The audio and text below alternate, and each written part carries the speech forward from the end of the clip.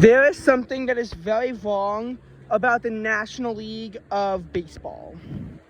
And what is wrong about it is specifically the fact that teams can get away with having poor records and sneaking into the playoffs and still making the World Series, winning that National League pennant. And I'm not going to go there and say that the American League is, flawless either. However, they're not as consistent as the National League is with sending these kinds of poor teams to the playoffs. Yes, the American League sent a 5-seeded team to the playoffs last year, the Texas Rangers. But a Texas Rangers in 1972 would have been, the 2-seed had they won one more game. And they had the same amount of wins as the Astros, who got the 2-seed. What it really came down to for them was them just getting screwed over by the fact that the Minnesota Twins won the division with 87 wins. The Twins should have realistically have been the 7th best team in the American League. They shouldn't have even been in the playoffs. It should have won the Orioles, Rays, Astros, Rangers, Blue Jays, and then Mariners. However, obviously, that's not how baseball works. And, okay, fine, you say that a wild card team got the AL pennant this year. But then you have to look back at 2022, where the 1-seeded Houston Astros made it to the World Series where they won it with 106 wins.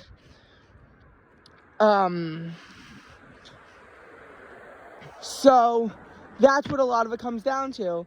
You do frequently have 100-win teams winning the AL pennant. The 2018 Red Sox got 108 wins. The 2019 Astros, they got 107.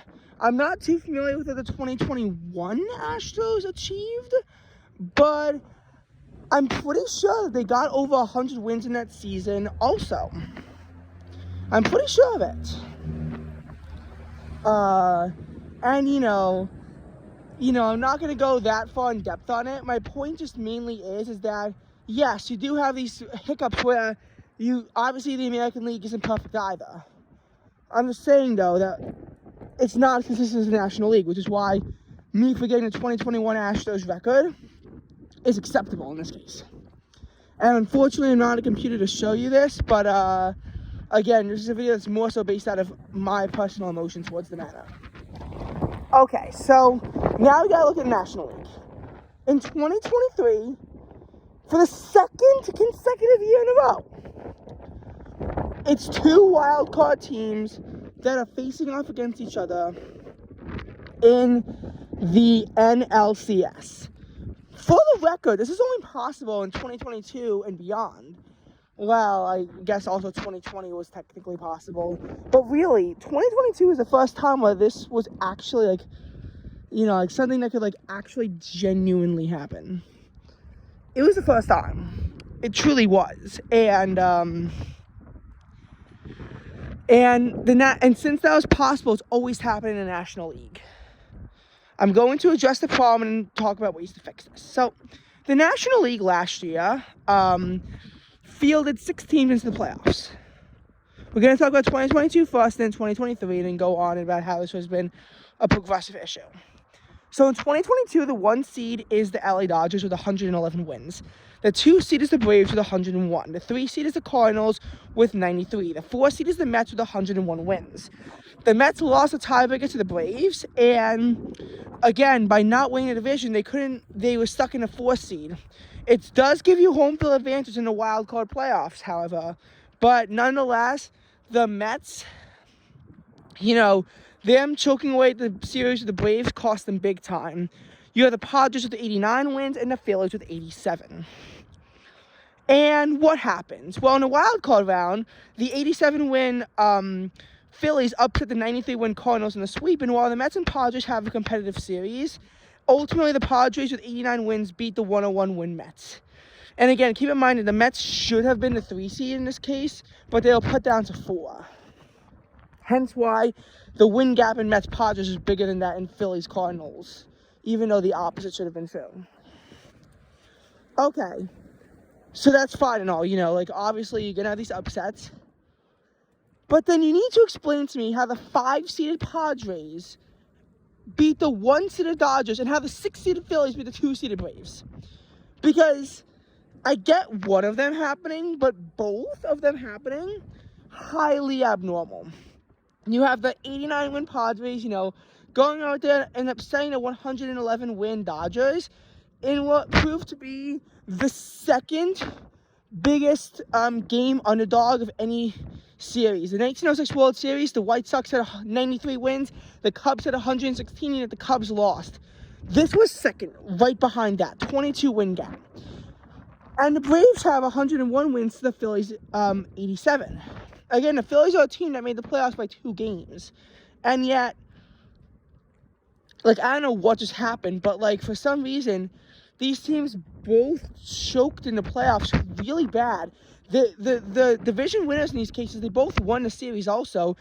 They could not convert into playoffs, however, which, again, is just really mind-bogglingly stupid.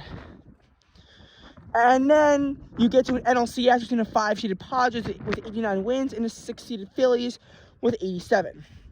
Regardless of what happens, you're guaranteed to have a team below 90 wins in the World Series. And that's what happened. The Phillies, beat the Padres, so you have an 87-win Phillies as the 6th seed sneaking in there. And the 6th seed would also do really well in the 2023 season. In that season, it should have been the Cubs in there. You have the 1-seeded Braves with 104 wins, the 2-seeded Dodgers with 100, the 3-seeded Brewers with 92, the 4-seeded Phillies with 90, the 5 and 6-seeded Marlins and Diamondbacks, who both had 84 wins respectively, but the Marlins won a tiebreaker.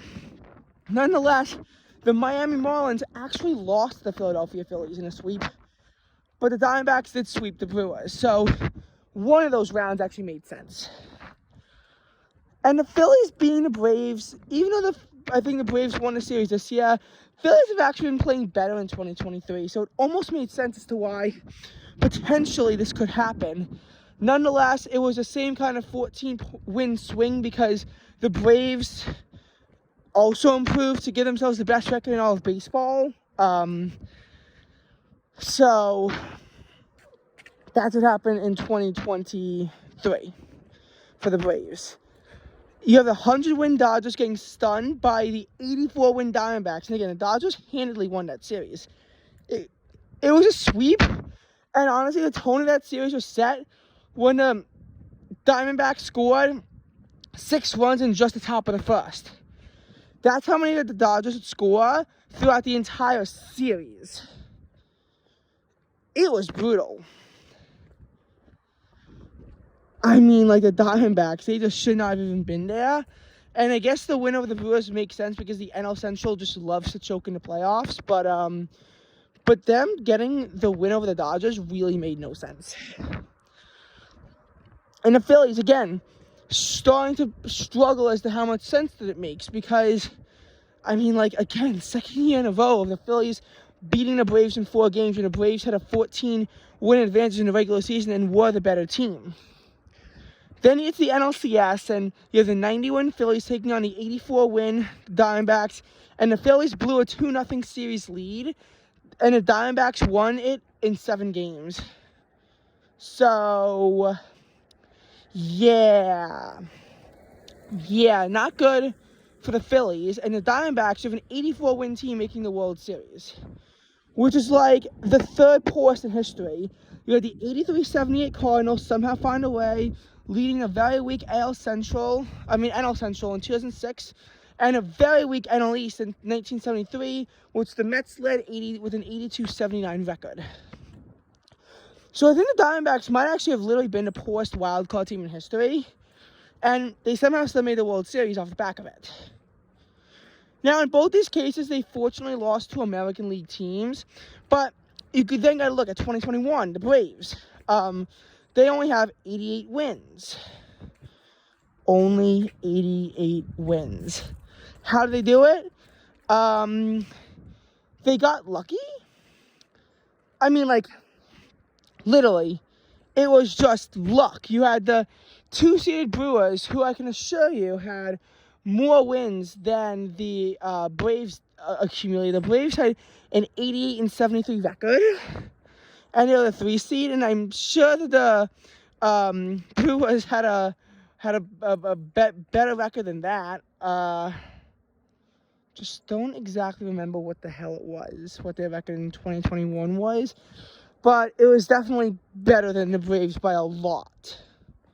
And I mean, like, by a lot. It was definitely somewhere in at least the mid-90s in terms of the win total. Regardless, this video is not to talk about how the Brewers always like to choke. What this video is instead is about is the Braves. You have the 88-win Braves, and they win the World Series this year. So first they beat the Brewers, and this is actually a big reason why Major League Baseball wants to impose the wild card series. Because you can have these very weak 3-seeded teams that, unlike the wild card teams, don't have to play a separate round to get in. So as a result, people said that this gave the Braves a huge advantage over the Dodgers. This came to fruition in the NLCS. The Dodgers had 106 wins, but they were stuck in a wild card round after the San Francisco Giants had 107 wins. And while the Dodgers beat the Giants in the divisional series, they then lost to the Braves despite having 18 more wins, partially because the Braves had the home field advantage, and they, more importantly, this is what the MLB wanted to target, they had a bye. Even though they were one of the worst teams in baseball, they weren't worse than any team that didn't qualify for the playoffs, thankfully. But nonetheless, they were a poor team in 2021, but they happen to lead a pretty weak NL East, if I must say so myself, and they were able to capitalize greatly off of it. Being in a very weak NL East that year. Obviously, the NL East since then has actually become a much stronger division to be in. But yeah, again, like huge upsets, but Braves having a 3 seed, and that's what Major League Baseball wanted to target, I guess. 2020, you actually have the 43-17 Dodgers making it, but again, everything about 2020 should be taken with a grain of salt, because there were only 60 games, smaller sample size, and while I'm not going to totally discount the 2020 World Series from the Dodgers, I'm not going to totally, discredit them, because they did have to play a wild card round against the 8-seeded Brewers.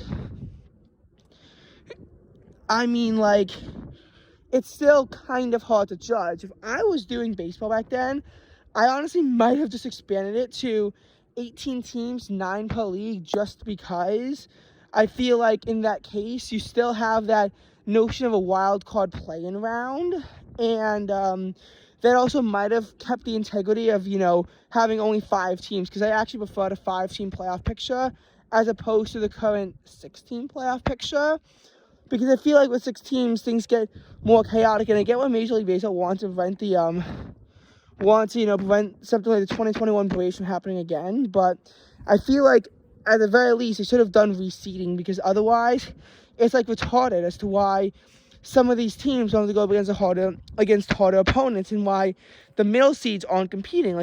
That's just so stupid, because if the 6th seed beats a 3 seed, which happens quite often, then a 6 seed should then be going up against the 1 seed, not a 2 seed.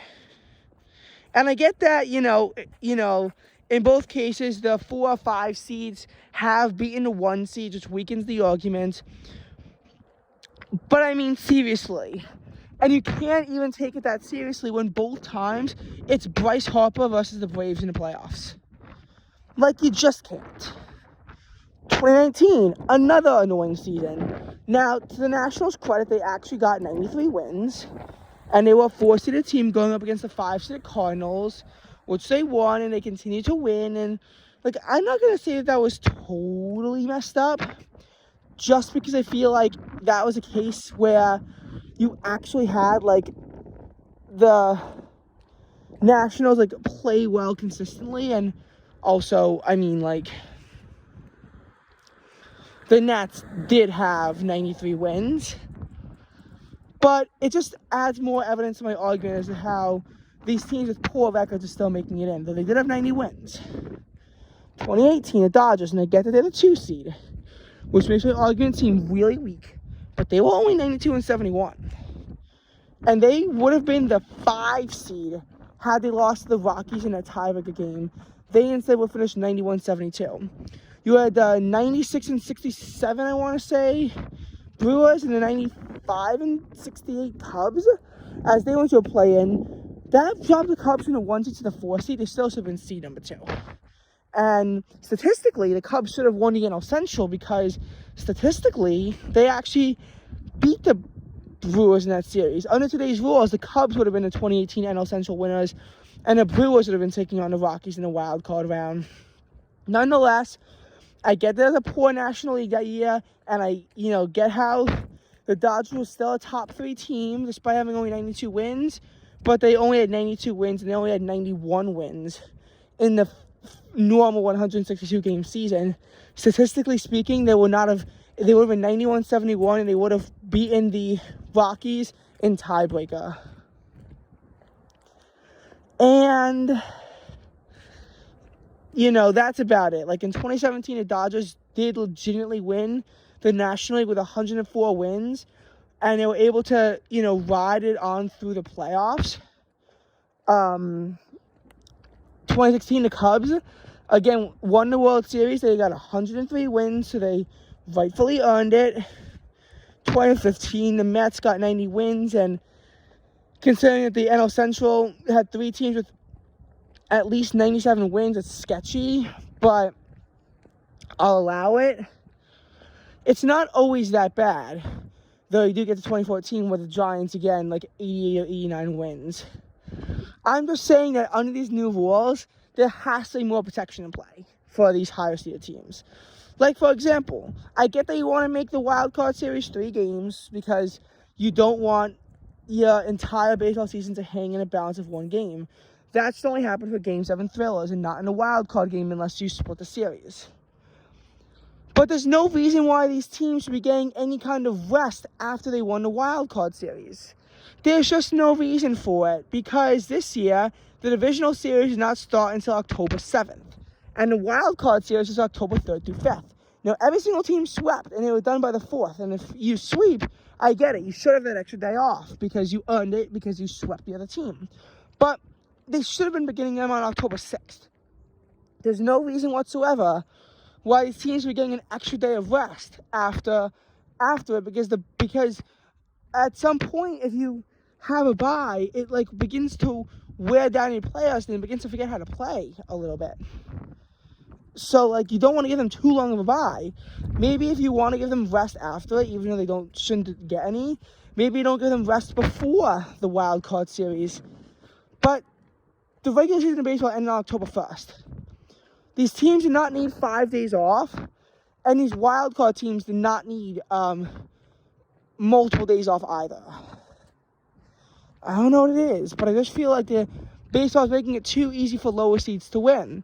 Why would you want to go for 110 wins if you can make the World Series with 85?